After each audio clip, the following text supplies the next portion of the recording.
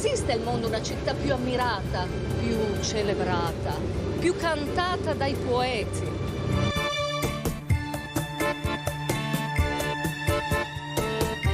Più desiderata dagli innamorati? Più visitata, più illustre? Ed è qui, nella città più bella del mondo, da dove partì e navigò il viaggiatore Marco Polo, negli spazi dell'antico arsenale, che va in scena uno degli eventi più importanti a livello internazionale dedicato alla nautica. Con orgoglio e onore, a voi, la 4ª edizione del Salone Nautico di Venezia.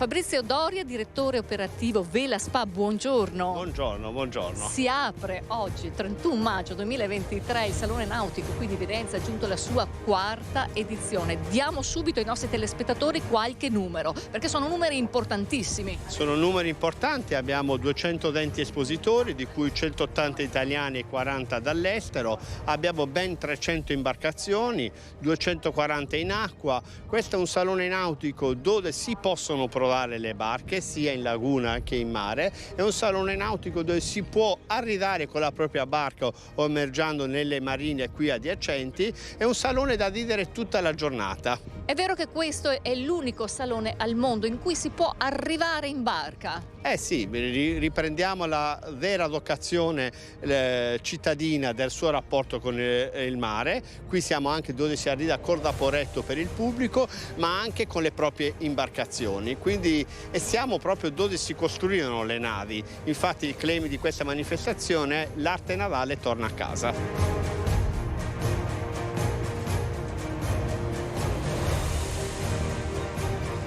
Alle persone venite a vederlo perché ci sono dalle barche piccole fino alle barche grandi, ci sono anche delle barche che si vedono per sognare, ma sognare è gratis ed è bello farlo.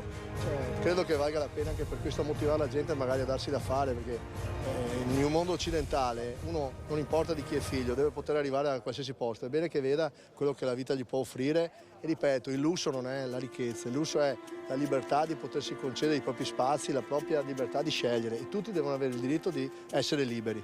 Chiunque, ognuno gode e si cura le sue passioni, però dico alle persone che non sono mai andate in barca o lo guardano mai, venite a vedere perché vi può piacere, è qualcosa di straordinario.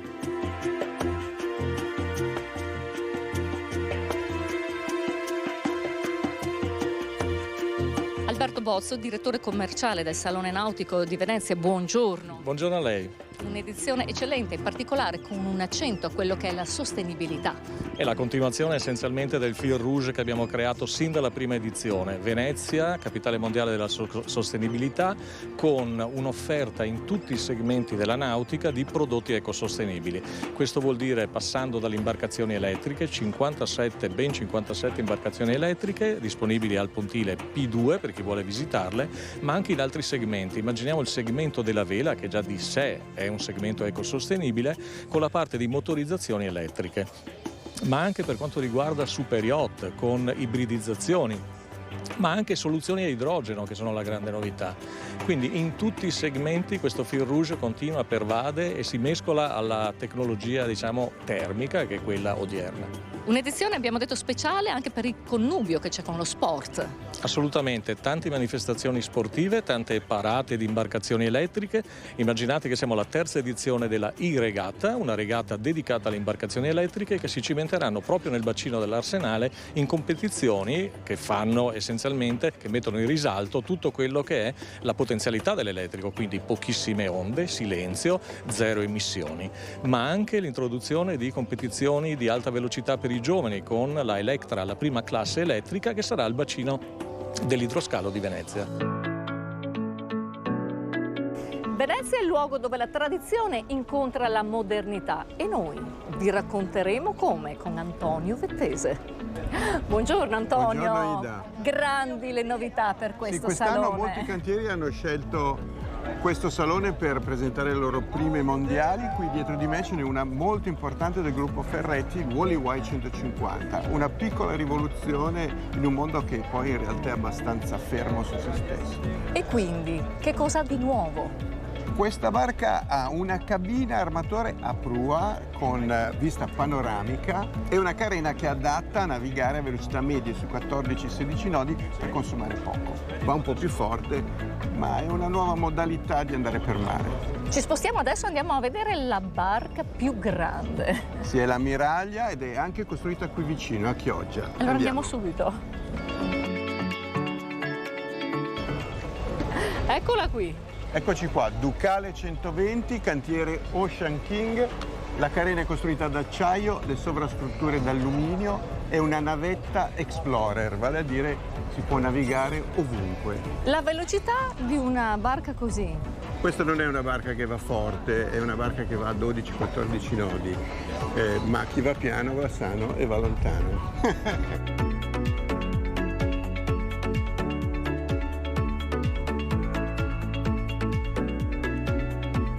Alle nostre spalle un colpo d'occhio straordinario, non solo super yacht, ma anche barche di taglia più piccola, barche per tutte le tasche. Sì, e qui si può trovare un po' di tutto, come in tutti i saloni. C'è un pontile delle barche a motore, uno di barca elettrica, ma in fondo quello delle barche a vela, che poi in Adriatico hanno tanto successo. Antonio, ma qual è il fascino della barca a vela? La barca a vela ti fa sentire il mare in maniera potente, c'è il silenzio, c'è l'autonomia, c'è la possibilità di andare praticamente dove vuoi con poco. Guarda, ti mostro due barche importanti. Questa è stata varata negli anni 70, per tanto tempo considerata un monumento, chi ce l'aveva sognava, Swan 48. E questo qui invece, Swan 65, è una barca moderna, più o meno destinata alle stesse persone come potenza economica. Guarda che differenza di volumi dove siamo arrivati.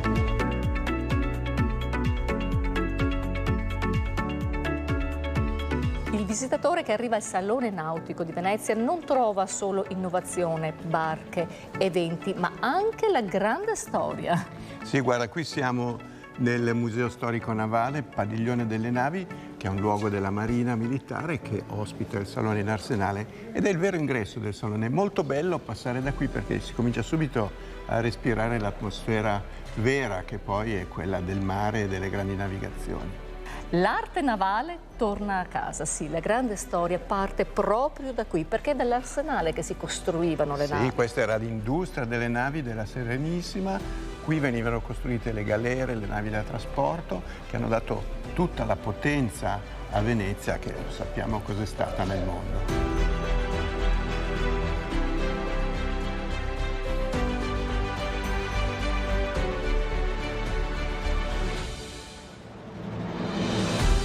Ed eccomi con Matteo Zoppas, presidente ICE. Buongiorno. Buongiorno a tutti. Buongiorno. Un salone che ha avuto una forte crescita in soli 4 anni. Come ce lo spieghiamo questo grande successo?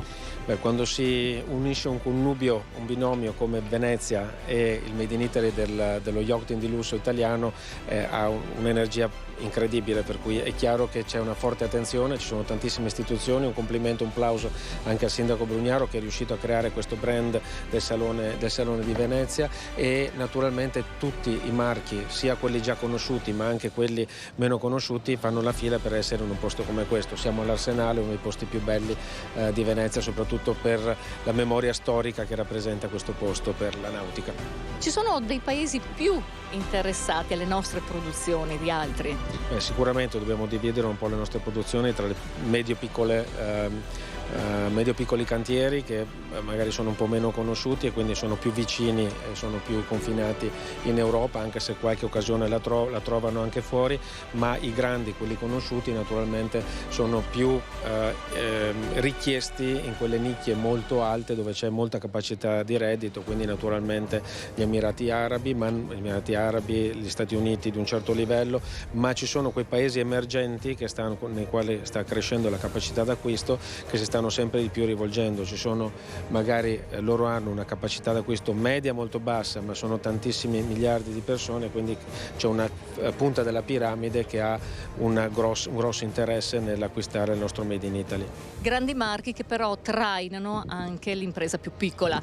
Assolutamente, poi voglio dire, i grandi marchi sono conosciuti e coincidono con i grandi marchi, i marchi più importanti italiani coincidono con i marchi più importanti mondiali. Siamo il terzo esportatore al mondo come volumi e come valore, diciamo, ma se andiamo a vedere la fetta dell'alto di gamma, questi grandi marchi sono i leader assolutamente mondiali e si trascinano dietro naturalmente, perché è una sorta di promozione del Made in Italy, si trascinano dietro anche tutti i medio piccoli o comunque quelli che stanno cominciando a affacciarsi sul mercato, che solo per essere costruiti in Italia e col marchio Made in Italy sovrastante hanno già tutte le porte aperte.